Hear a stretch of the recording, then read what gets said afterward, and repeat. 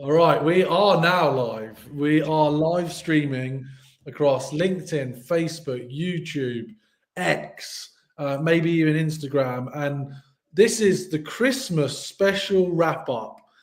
I have got not only wonderful co hosts, Anup, Khera, and Diran George, and myself, James Ski, but good friends, business associates, partners, advisors. We've got it all. How are we all? Anup, how are you doing? I'm good, man. Last few weeks, I haven't been able to join. Just had some clashes with Q4. Obviously, everyone knows like it's just been a crazy time in a good way. So been good. But other than that, James, I'm good, man. Like things are kind of getting to that point now where all the last deals seem to be kind of tripping over, and yeah, looking forward, if I'm honest, to kind of spend some time with the family. Absolutely. What about yourself, Diran? Yeah, no, things have been good, mate. Things have been good. Long story short, my wife's actually away in Lithuania at the moment. Her dad's not been very well, but she's coming back tonight. So it's basically been me, daddy daycare for the last week. Yeah, it's been tough, but I'm pretty much coming out at the end of it, still smiling. That's the most important thing. Yeah, and the kid's still in one piece. Yeah, kids still in one piece. They're in school. Like the dog's also in one piece. So I've done pretty well. No one's hurt. No one's harmed. How about yourself, James? How you doing? Yeah, pretty good. I'm just looking forward to picking up my kids today, enjoying the Christmas break. Really, it's been a interesting year. I think we should make. Well, I'm going to prompt this with reflections on the year and then maybe predictions for 2025. So, for me personally, I've moved from east of London, Essex, over to Windsor, where I grew up. So I've had a house move, which has been interesting. And then, I've been getting back into kind of sport and fitness. But I think what's been interesting this year is working with Diran, particularly on LinkDeal, and seeing the challenges of building a SaaS business from startup. I think you use all these tools every single day and you think, oh, it must be easy. But I think we've definitely found the reverse. It's been much, much more difficult than I could have ever realized and expected. And then there's been some highs, lots of lows for Sales Confidence, but the highlight is probably, getting the book published, getting it to a bestseller status. Nice. So, yeah, it was great to have everyone come out and support the book launch. A few hundred people came. So that was probably the pinnacle of my year. What about your year, Anup? And then we do like the tech news roundup for the year. Yeah, great question. I think you caught me off guard. If I'm honest, it's been so busy. I've not even had a chance to stop and reflect, which is something I generally always ask myself to do at times anyway. I think for me, kind of joining a CRO for an AI tech company has been pretty cool this year, getting that scaling. Big parts of what I've been doing this year included like working with private equity and venture capitalists on kind of fundraising and that due diligence process, which has been pretty cool. In effect, another sales process, right? But you're just selling your business and the potential of your business versus a product. So that was pretty cool. I think what else has been good this year, man? I think overall, like everything's in a positive way. I can't really grumble. Managed to get away a number of times out of the country on personal vacation, not just work related stuff, which was good. Taking my daughter finally to Disney in Florida this year was a highlight for me. The backstory to that very quickly was she was pre-COVID. We were going to surprise me and my wife Julie were going to surprise her, take her to Disney. She didn't know at all. And so my wife had like bought loads of like Disney stuff and like the t-shirts, the ears, all that good stuff. And then the world closed down. And luckily we hadn't told her because at the time she would have been super upset because she was a little bit younger at that time. But throughout the next 2 years, my wife would drip feed her Mickey stuff all through lockdown. And she was like, why am I getting this stuff? And obviously we didn't tell her we had this trip book. So it finally came around to where we were able to do it this year. It was just kind of great to go and in effect be three big kids out in Disney World. So yeah, a couple of highlights there, man. Magic. Oh, this is nice. This is getting a bit of the personal side on the Christmas special. It feels all warm and wholesome. We should have brought some mulled wine or something to keep it warm. Christmas jumpers, mulled wine, everything else. Clearly, we're blokes because none of us wore a Christmas jumper, and we're just cracking on. But anyway, the Christmas special continues. Diran, yourself? Yeah, I mean, it's been a I would say rocky. It's been definitely lots of highs and lows, like you were mentioning, right? Lots of really positive things. Obviously, how we're working together has been really positive. There's lots of learnings underway as well. From my side, I'm so grateful about my family and my health and all of our health. That is number one. Yes, of course, my wife has had an issue with her dad. Actually, he's just come out of surgery yesterday. He's on the up, so that's looking really, really good. So yeah, every like silver cloud, mate. I mean, there's always something to look forward to look forward to. So we are doing very well. From my side, I think one of the things I want to just crack on more with next year is execution on a bunch of things, right? So like any idea that I come across that I think, okay, it's valid. How do I actually get this done? And actually starting to be a little bit more self-resourceful. Like James, you were mentioning about some of these challenges we've been experiencing. I think maybe I've been expecting too much of other people. I think now's the time to actually take a lot of those things I want to do into my own hands. And AI is going to have a massive impact on that, 100%. I think, look, we've been, everyone, we know where we're going with this because we're banging the drum. Are we going to keep banging this drum? Okay, even with Christmas pressure, we're going to do it? Of course, it's never going to go away. We have to, because it's changing everything. Do you know, one of the highlights this year in the tech side now, going over to the professional side, thanks for those that join in. I'm seeing people come in live. You're joining the Pulse, which is a weekly tech news update with Anup, Khera, Diran, George, and myself, James Ski. We're just going through some tech reviews. If you've got any comments or you even want to pop up, just come and say hi. Add your questions via DM. All right. So one of the things I loved this year was when Mark Benioff came on LinkedIn. And now I keep seeing his face everywhere and he's being promoted. And then this idea of not just AI, but AI agents. Yeah.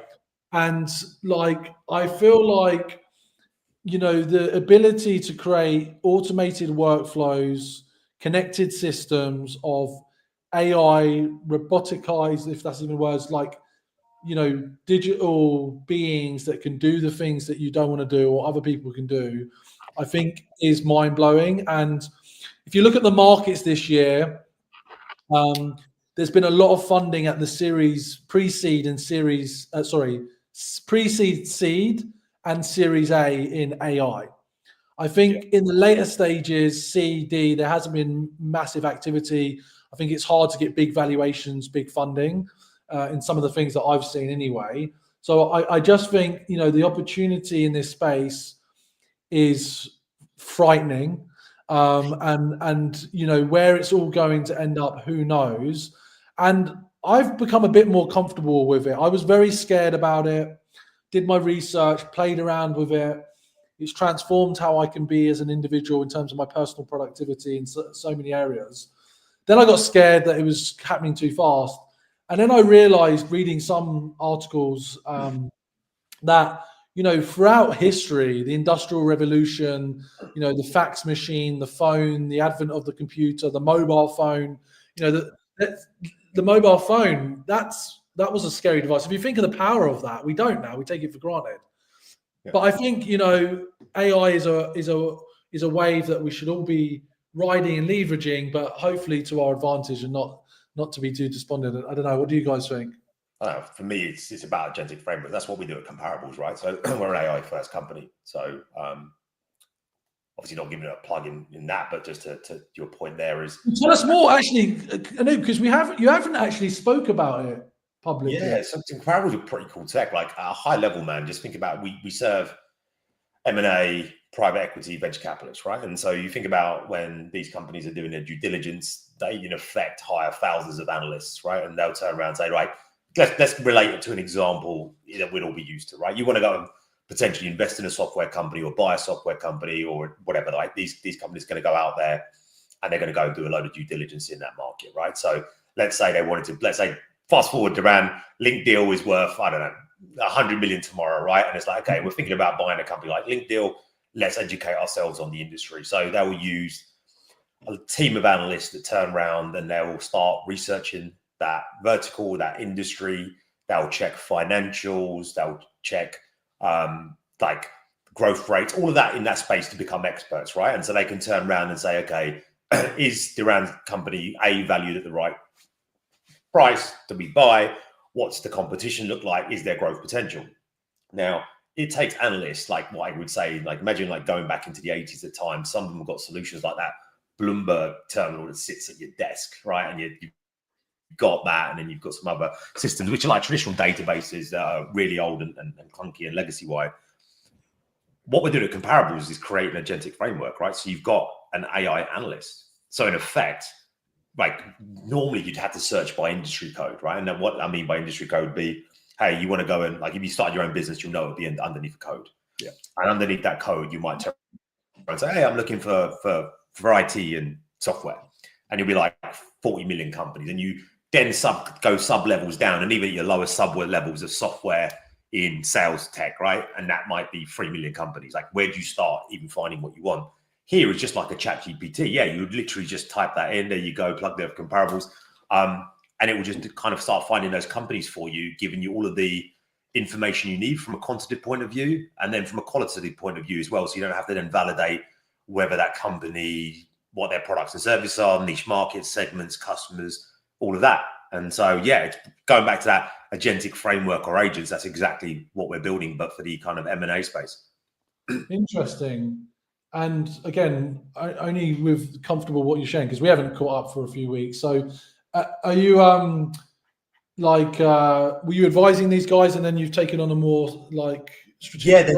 They were disrupting the space. So I kind of stepped in as a CRO.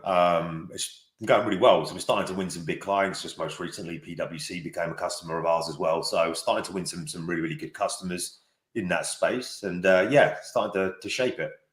Nice, very cool. And that leads just to that agentic framework you're talking about, right? So to your point, James, just to finish up, we diverted for a second on the plug, but it's the way it's all going, right? Did you obviously talk about Benioff and Salesforce, the agentic framework that they've got going there, Agentforce. Something I did see quite funny. Someone had put, whether it was on LinkedIn or on social, was like, Salesforce have now released AI salespeople and are now hiring 1,000 people to sell AI salespeople, which was, the irony is quite funny, actually. They're now hiring massively real people to sell this as well. But yeah, it's definitely going to be the way forward. Yeah, super exciting. What are your thoughts on the year in the tech industry, Diran? Well, actually, one of the most, I'd say, thought-provoking and almost discussion-provoking ones I've read about is the return to office mandate. I don't know if you've been seeing much about it, but obviously, like bigger companies, especially, they want to get more people in full time rather than just like this sort of hybrid model. It's obviously more, I'd say, more apparent in tech because most people have been able to work from home.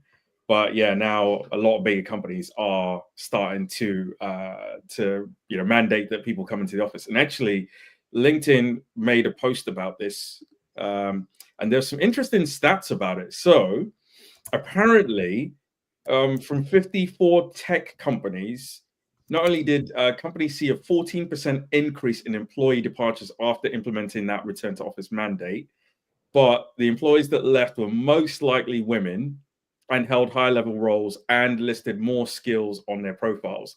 But also filling those people who'd left took a quarter of the time more, so 23% more time to fill those roles from people who had left, which is really interesting. So it goes to show, actually, people are quite now comfortable and happy with the sort of hybrid role. And if companies are starting to implement this, return to office mandate, that's detrimental potentially. I mean, from the study, detrimental. Question on that, sorry, just to be clear on that, was that like going from hybrid to full office, or was that from remote to full office, or what was it? Hybrid to full office. Yeah, okay. I can probably, and it was actually women of senior positions that were the highest cohort. Yeah, who left, and then but the backfill the increase in time to backfill those roles is very interesting, I think. Yeah, it's interesting, right? Because Amazon's one of the big ones, right? Come next year, they kind of everyone's fall back. I think more people went from, I'm seeing it full remote to like more of a hybrid model, and I think the hybrid one kind of makes sense to me personally. I agree. I think there's benefits of having some time at home, because ultimately the realist is that there's things that we have, families and stuff, and we've got used to it a little bit. But I also believe there is potential negatives of being fully remote, right? So if there's a balance of like being able to see your colleagues, collaborate, reduce ramp time, all of the good stuff there. Like I'm a fan of hybrid, to be honest. I agree. One of the things you mentioned, in fact, like a while back, and it was like you sort of need that interaction, even if it's only like a couple of times a week, especially when you're building a small company. And I think it is really, really important. You know, obviously, when you're a bit more mature, it's slightly different. But I still think, you know, going into the office every now and then is really important, because you just build. You're unable to do that or build that type of relationship like you would do if you're doing that remote. So it's really interesting to see some of those stats and how that's going to affect. Like, again, it's only a small sample, I guess, but we'll see what happens if, you know, more companies implement it. Nice. James, I had another one for you. So you're talking about like fundraising, and you're talking about like not seeing big raises. I'm not sure if you saw earlier this week, big raise. Databricks raised 10 billion, valuing them at 62 billion now. And they got a number like that was led by Thrive, and they had like Anderson Horowitz on there, Insight Partners. They've got a great number of good brand people, investors on the cap table there. But yeah, man. So that was a Series J raise from them. So shout out to our man, Mr. Andy Kofoid. Me and Diran have both worked with Andy before. He's kind of leading the kind of commercial part of that business. They're just going from strength to strength, man. That's and they've now, I think their market cap's bigger than Snowflake. I think Snowflake's about 55, 56, something like that. And now they're in at 62. Wow. Oh, I did not see that. I'm just looking up now people who I'm connected to that work there. They must have had a very good week. Well, to be fair, I think a lot of that, if you dig deeper into that, I think whilst there's going to be that tech investment into, I think a lot of the AI stuff they're doing. Fun enough, we're back to AI, but a lot of it was kind of buying people's shares out. So if you imagine most people are on these kind of share plans, there is an expiration date on these plans, and so it's an ability for them to just kind of give that money to people that have been part of the business, which I think is great, but also means they were one of the companies that were tipped to IPO, right? Yes. Which means they probably don't need to IPO as quickly as they potentially needed to if they hadn't raised that money. So I think it's given a little bit more runway to make the timing more aligned to when they want to do it versus being forced by a stock option plan that's coming to the end. Yeah, I'm just going to look up most likely to IPO in 2025 to see if we can find some companies to talk about. Well, I think the big one, what Stripe's one out there, Databricks was number one. These guys have been doing just great stuff. Yeah, I think we'll start to see a few more, right? Like we're starting to see the purse strings slowly start to open up this year. I think Vanta earlier in the year took a big Series B. I think it was 100 and something million on a Series B. So you are starting to see money being deployed.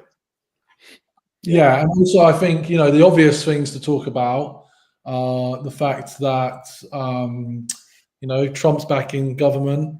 This isn't a politics show, but we've got, you know, Keir Starmer, Labour.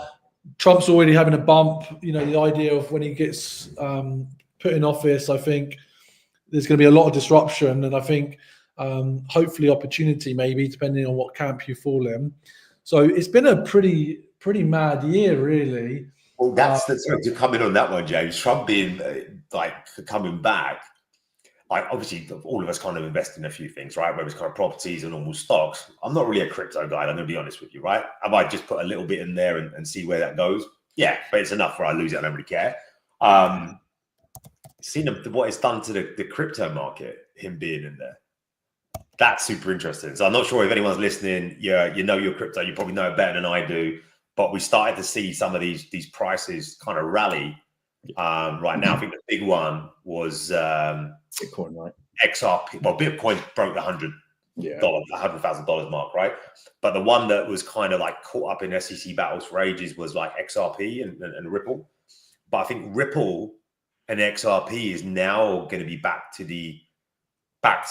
by the US equivalent digital coin, if I'm honest. So that's going to power that. I don't know too much. So if you're listening, I've got it completely wrong.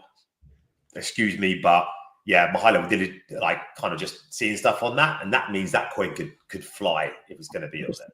It is interesting because unfortunately I sold all my Bitcoin this year, so like I'm one of those that did not hold. But do you know what I found funny with LinkedIn particularly? Even though it hit 100K, I don't know if it was during COVID and people were bored, but I saw a lot of self-described Bitcoin gurus posting a lot about Bitcoin and crypto. And I kind of feel, even though Bitcoin has smashed it, and I know nothing about crypto, but it seems like it's gone back underground. Like, I think it's really Reddit and private WhatsApps and private forums where real crypto enthusiasts are, because I still don't think it's mainstream. And that then makes me think, and again, with little knowledge and experience I've got, that because it's still not mainstream, even though it's publicly talked about in the news, maybe Bitcoin could get to $1 million a piece. I don't know about $1 million, right? Like, maybe not a million, but hundreds of thousands. But the thing is, these coins are kind of linked to being able to do something a lot of the time, and I'm not sure Bitcoin does something on the blockchain per se. Like, you almost become that value like gold, but like the rate at how quickly it's got to 100,000 is crazy. For one, but that market is volatile, right? Like, obviously, I kind of do some research now and then, and it seems to go in these 4-year cycles, and we seem to be at that point in the 4-year cycle now where you're on another bull run. I think a lot of that, if I'm honest, has been going back to the original part of this is Trump and him coming into power, and obviously his relation to Elon Musk. And Musk, Musk at one point, he loves what I call a pump and dump, which is like, I think one point he was like, you can buy a Tesla with Bitcoin, and then the price is shot up, or whatever coin he decides to, and then people buy it a lot, and then he probably gets rid of a lot at a high price and keeps that cycle going. So he's playing that game very well to probably come out with some stuff. But yeah, it'll be interesting to see where this digital currency goes. You talk about evolution of like going from fax machine to phone. Currency's one now that we're all going to use. Like, who pays that? When was the last time you had to use cash? Probably when I was, I've got a funny story about cash, and this is why it's not secure. So I use a local laundrette here, and they ask for cash, so I have to use cash with them. I went to the ATM to get cash out, and in fact, I might even have it. I got given a fake £50 note. Wow, from the cash machine. From the cash machine, here it is. What? It's an old 50. But how? No idea, but I went into the. I mean, I went into Tesco's to try and sort it out. We had nothing to do with the ATM. We got to go to the bank. My point is that was going to be my other point, right? Like, it's not fake. It's just old, right? It's just it's out of circulation. I was like, did you go to one of these small ATMs in a newsagent where no one's taken cash out for about 5 years, and they've still got 50 in there? But it looks like Tesco ATM might get used quite a lot, right? So how that got in there, crazy. But this is there's a lot of security around. There's a lot more security around your chip and pin and the ease now, because my wallet is shrinking, which is pretty cool. Interesting. It's funny how we just go off on these tangents and come up with interesting topics. Talking about Elon Musk, I've been reading his book this year, and also sorry, best-selling author to best-selling author. Is that one of those? Oh, man, you got to got to always plug the book. So I had my favorite photo this year was when Trump, Dana White, Elon Musk were hanging out together and on the phones, right? And whatever your opinions of them, and it doesn't really matter what our opinions is or even your opinions are, you've just got to say fair play. Like, they are powerful, power hungry, very motivated, very driven people that have created some crazy wealth for themselves and potentially could do well for the country. But anyway, moving off the politics.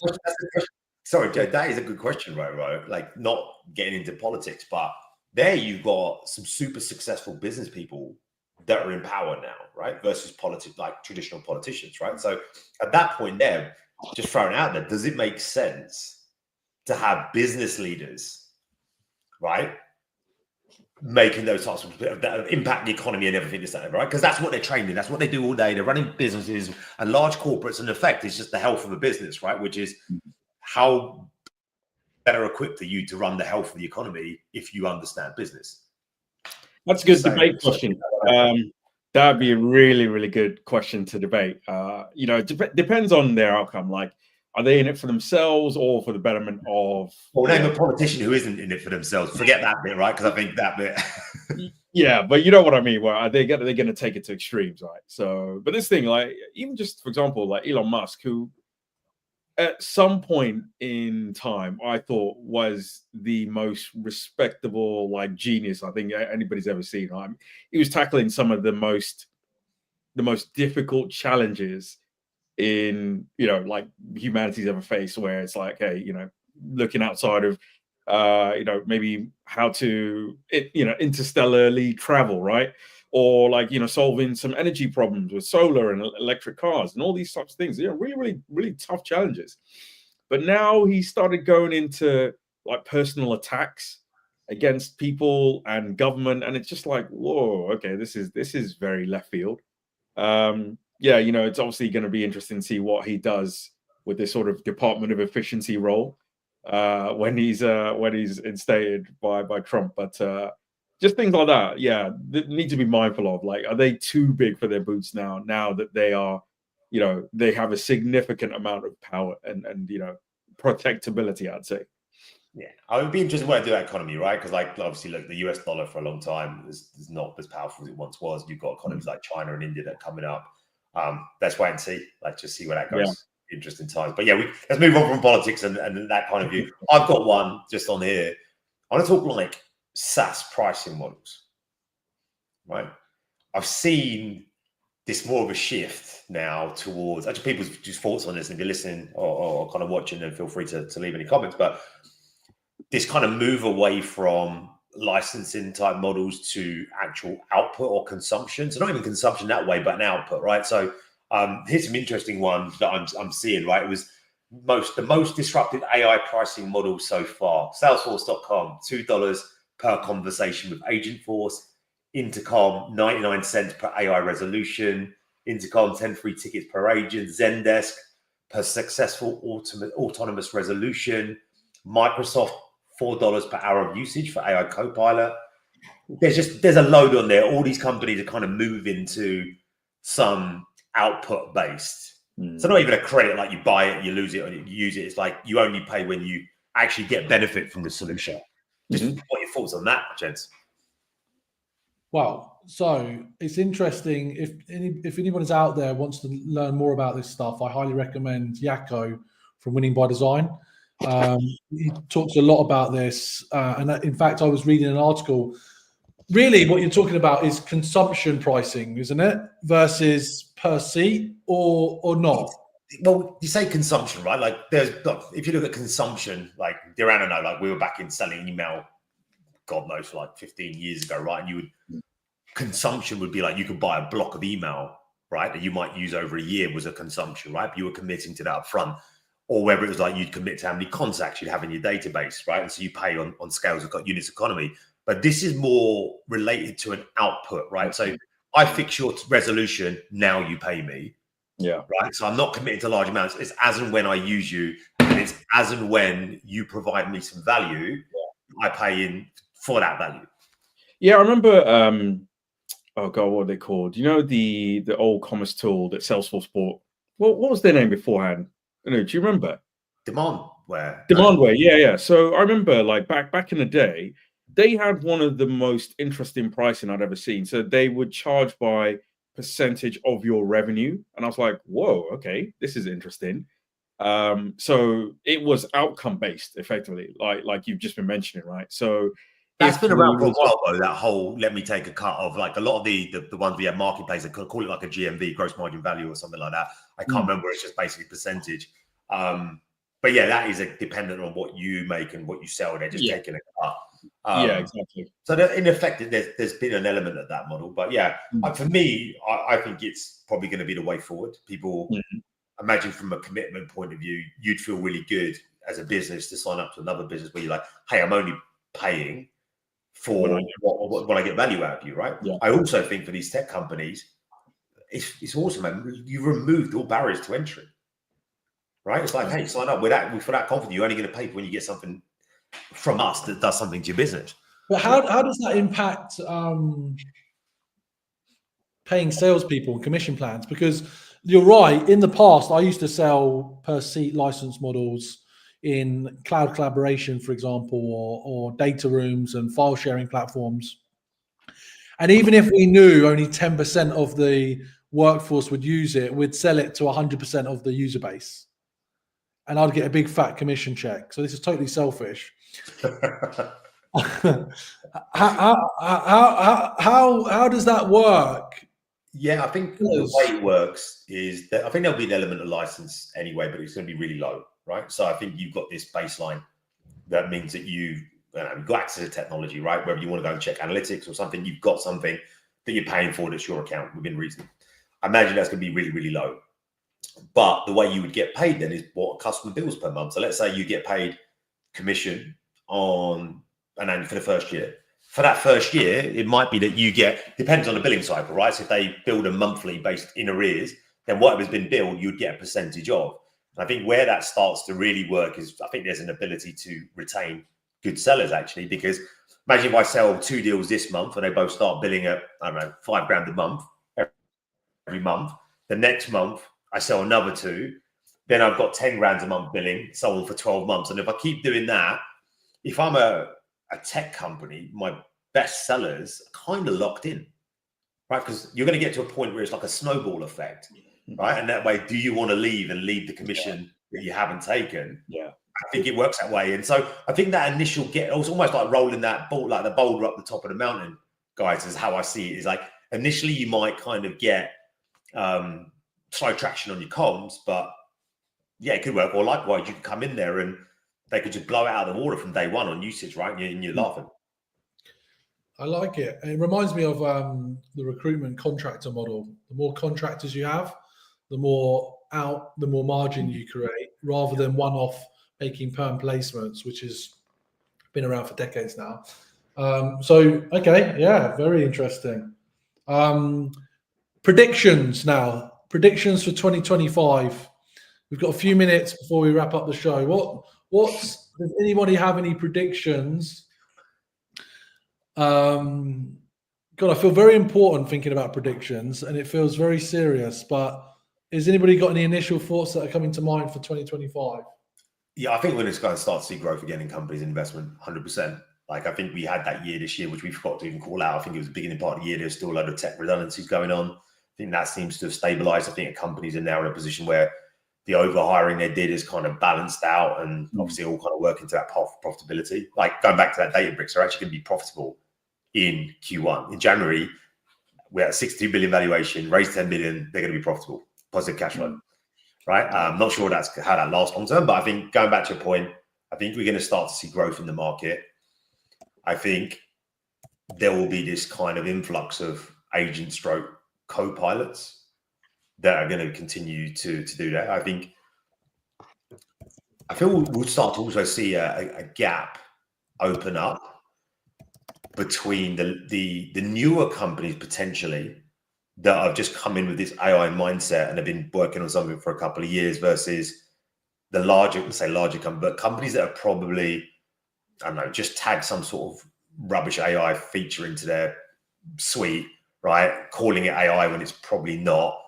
I think they're gonna like the value piece will start to fall away, and I think that some of these new companies will start to take market share if they get it right. I think they're going to be the big ones for me. And yeah, I genuinely believe, I think there was no more than 10 or 15 tops IPOs this year. If that, I think it was less than 10. I think next year will be the year of the year. It's the year of the snake as well if you're in Chinese. Is that correct? I hope I got that wrong. So I don't know. Yeah. Let's go away. Yeah. James was like, he's validating that for me. 2025 Chinese year. Okay, I might have got that wrong, so I apologize. But yeah, that's what I see, man. What about you, D? Prediction? Yeah, I think you're right. I was actually going to say something similar about the IPOs. I think there'll definitely be a lot more than they were in 2024. One of the things, and I haven't actually checked this, so don't fact check me on this. Or I'm not even sure how we could measure it. But one of the things I know, like Adam Robinson and people like Troy Munson talk about, is how people are going to build smaller, leaner, more efficient companies. So they're going to make way more revenue per employee than companies have ever done before. I think because of the advancements in everything we've just been talking about, I think that's definitely going to be the case. So you'll find people like me, and I'm working on this as well, people like me who are non-technical, but can effectively work technology. So we can't write code, but we can work technology.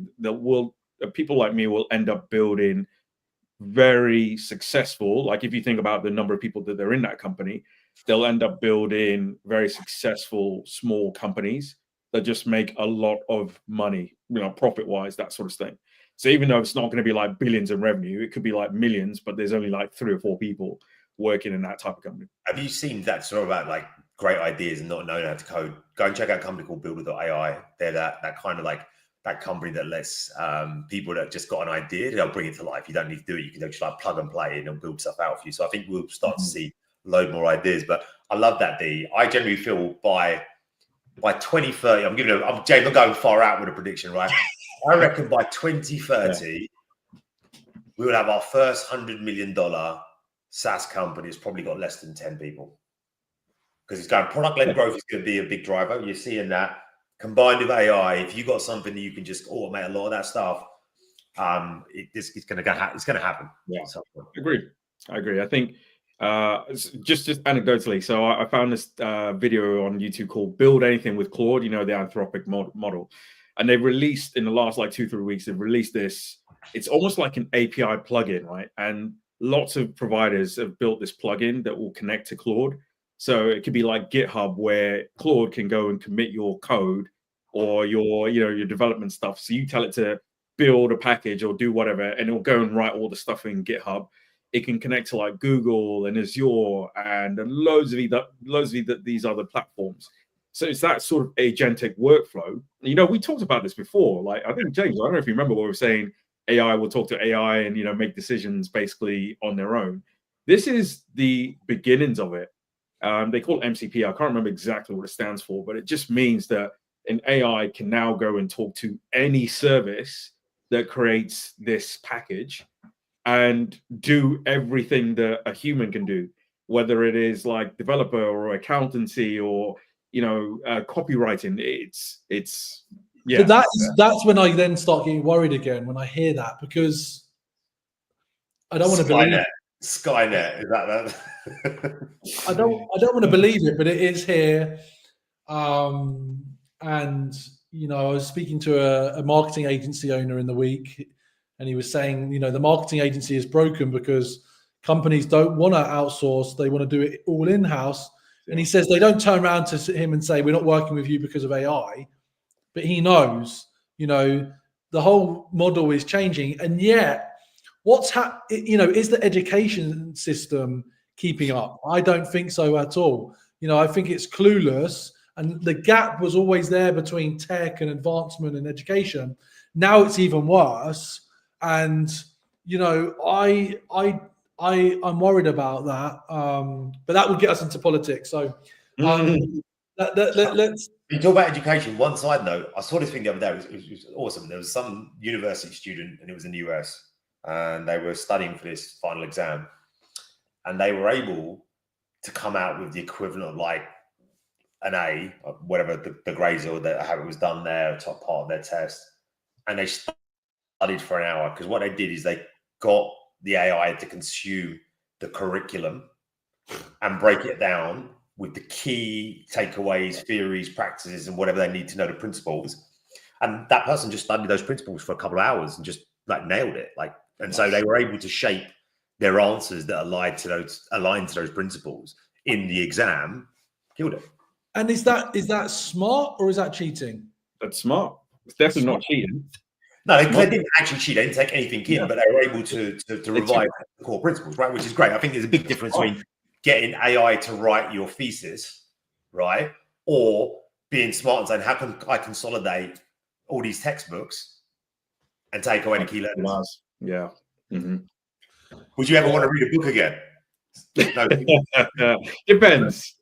James, if it's a business book, the key takeaways. Well, I'm trying. Like, to be honest, I agree with pretty much everything that you guys have said. I think 2025 is the year of the snake for the Chinese, but I think it has symbolic. It's a quarter of a century. I think it has a symbolic, element to it, and so did 2020. It was a fifth. I don't know why. I just feel 2025 could be a great year. I'm an optimist. So yeah, optimistically, hopefully we can bring back the show in 2025. Guys, it's been a pleasure hanging out and building on this partnership and friendship. So shout out for everyone that's joined us, caught us up. If you want to come on the show in January, let us know. We'd love to start getting some guests more regularly. And that's it. It's a wrap from me. Do you want to make a final comment or anything, guys? I'll say something. So everyone listening, Merry Christmas, and I hope you have a Happy New Year. Exactly the same wishes. Merry Christmas. See you in the new year. Enjoy time. Here's to health and prosperity. Best wishes, everybody. Look at that. The Christmas show is coming to a wrap.